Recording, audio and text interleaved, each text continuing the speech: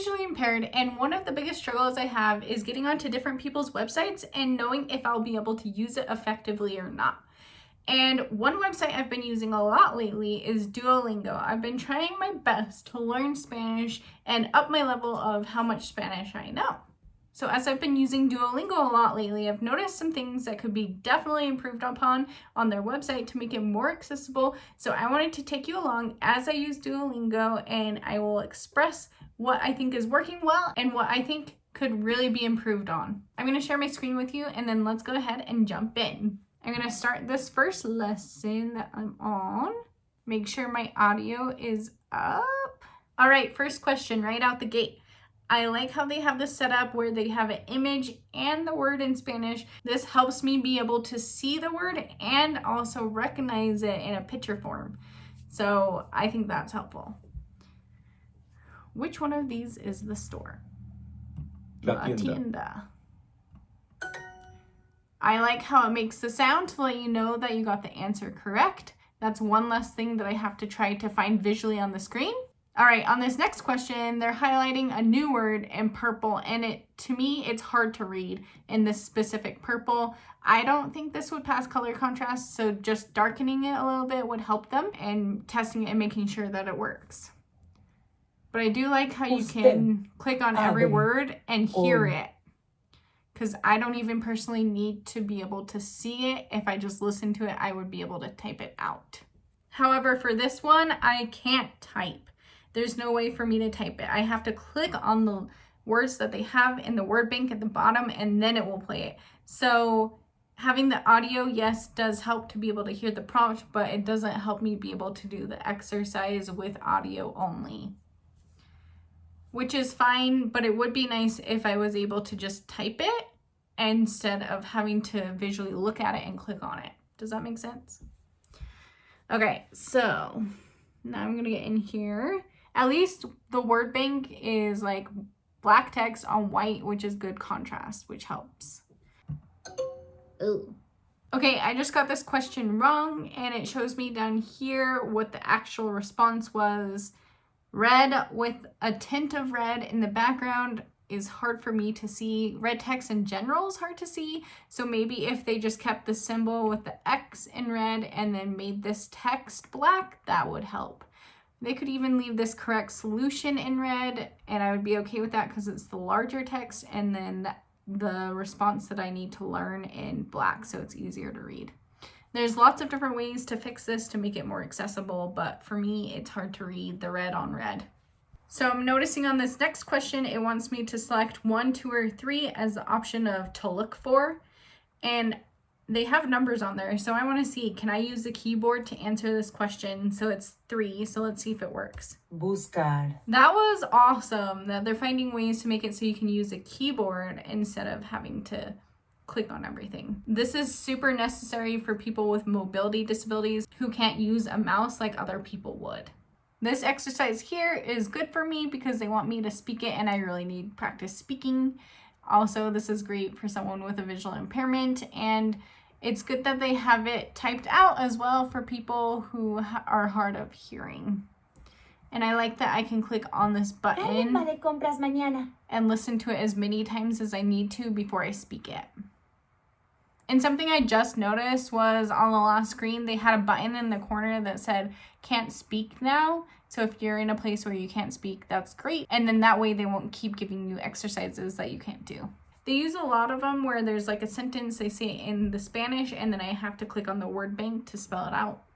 Once again, this is hard for me. I'll keep it on and you can see me trying to do it. So I'll show both things on the screen, but you can see how I have to get close and try to really read it. My grandma has a skirt for, oh yeah, I definitely couldn't tell that it said, I had to really look for the last word, T. For you, I thought, nope. My grandma has a skirt for you. For this next exercise, Again, they put the speaking of the prompt at the beginning, but then they have options 1 and 2. It would be fantastic if I could click on the options 1 or 2 and be able to hear someone speaking it. So if I can't look, I can just listen to what they're saying and I would be able to say the correct response without having to read it visually. That would definitely improve this a lot. This next question has me filling in the blank and it doesn't read this one to you, although Queremos ir.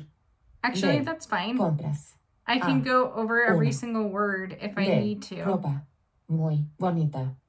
But it would be nice if there was like a way to just play the whole sentence like it does automatically on the other ones, and it instead of just, it could just say fill in the blank or, you know, blank or whatever to help me know that's what I'm trying to respond.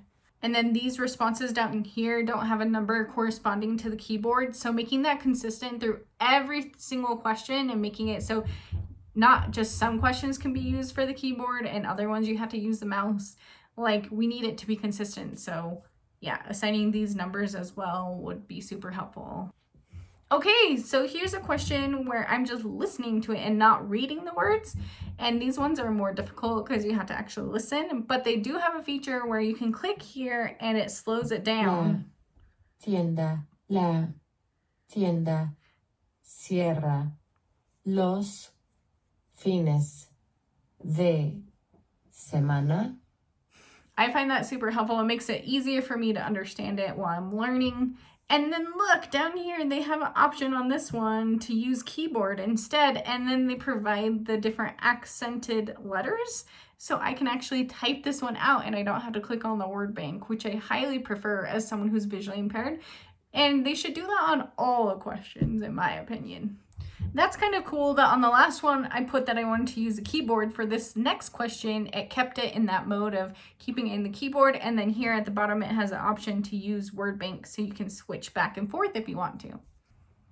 This question is asking me to say how to say prices. It would be helpful if it just said, like some of the other ones, it would say prices in English. I think I've noticed a pattern that it only speaks Spanish.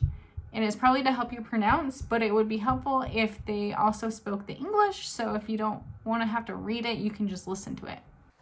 Okay, a type of question that I haven't ran into today, but I wanted to mention because it was a big problem for me in the past, is sometimes it will have a prompt and it will show an image and you have to be able to tell what the image is in order to respond to the question. There's no way to have context other than looking at the image. And this is super problematic because if you can't see the image or tell what's going on, sometimes it's hard to interpret a complicated image, then you're not going to be able to answer the question correctly. So I don't think that's a great way to go. And while I appreciate they have some fun, cute images, it shouldn't rely just on the image. And if it's gonna have that, then it should have alt text or a caption or something for the image. Okay, one of my favorite parts of it is reading stories because I think it helps with the context and just storytelling and a whole conversation instead of just like little sentences here and there. So I'm gonna go through a lesson of a story and we can see how that is for me. Eddie va a la clase de Oscar. Hola, ¿puedo entrar? Tengo que dar mi clase de arte en 5 minutos. Okay, so I did a couple of lines of the story and it was great because they read it to me so I could hear it, I could read it if I want to, and I could follow along with the story. Now they have a question and it just popped up. If I couldn't see it very well, then I wouldn't realize that was happening. I do appreciate that they have the question nice and large though, so that more people would be able to see it. All right, I just finished the story. There wasn't anything super different from the other exercises, but it was very consistent with the problems I was having before. I'm done studying my Spanish for the day. So a couple of things that I noticed is they could really make it more consistent with having multiple ways to be able to respond to the questions. They're doing it well in some of the questions and not in others. So it's just not consistent. And also providing audio for the English would be fantastic, and not relying on images or color to just determine things and making sure they meet color contrast. Those are my top tips for how Duolingo could be improved. If you notice anything else or you've used Duolingo, share below what you think they could improve on to make it more accessible to you or other people. Let me know if there's any other websites or any applications or anything you would like me to test out as a visually impaired user, and I would love to do that in future videos. If you haven't seen my video of me going through some children's illustrated books to talk about how they could improve their design, then go ahead and watch that video here. I'll leave it for you in the description and on the card at the end. I hope that you all have a fantastic week, and I will see you in the next one. Bye!